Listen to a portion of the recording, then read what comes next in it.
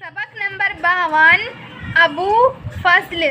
اکبر کے مشیروں میں ابو فضل بڑا عالم، زبردست منشی اور عالی دماغ، مورختہ بادشاہ کا وزیر اعظم بھی تھا اور سپہ سالار بھی۔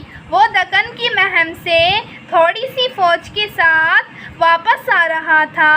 شہزادہ سلیم کے اشارے سے ایک ہند یکلندی راجا نے یکایک حملہ کیا۔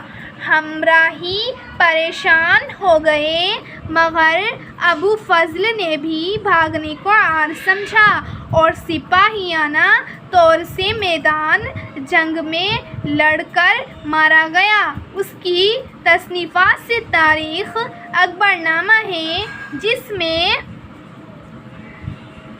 چغتائی خاندان کے کل بادشاہوں کا حال مجمل اور اکبری عہد کے واقعات مفصل لکھے ہیں۔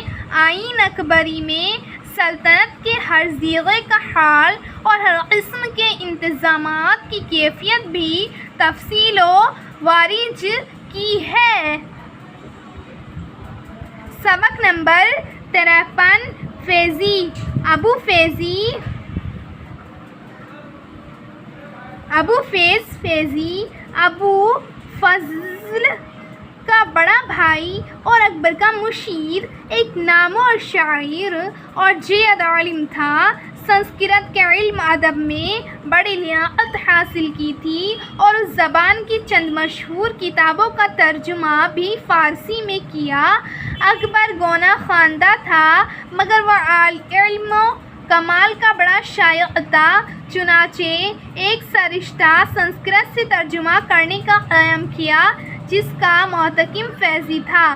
جب فیضی نے رحلت کی ہے تو اس کے ذاتی کتب خانہ کی فہرست مرتب کی گئی۔ مختلف علوم و فنون کی 4060 کتابیں نکلی، جن کو اس نے خود صحیح کیا تھا۔ سبق نمبر 54 راجہ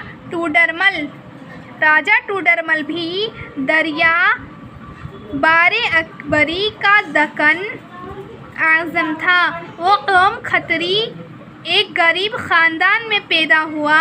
عہد طفولیت ہی میں یتیمی کی مصیبت پڑی۔ بیوہ مفلس ماں نے بہت سختیاں جھیل کر اس کو پرورش کیا۔ جوان ہو کر مہران شاہی کے زمرے میں داخل ہوا۔ حساب کتاب میں نہایت ہوشیار بلکہ یگانہ روزگار تھا۔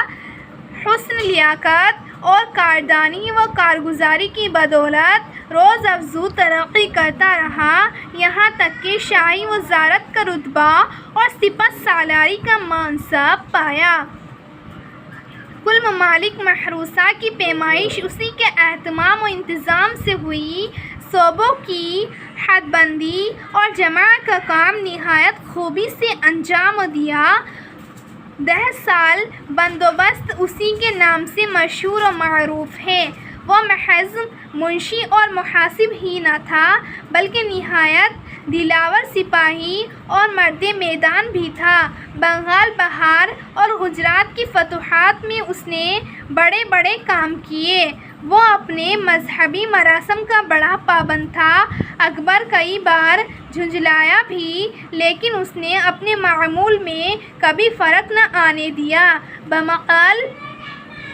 بمقام لاہور بیمار ہو کر راہی ملک عدم ہوا۔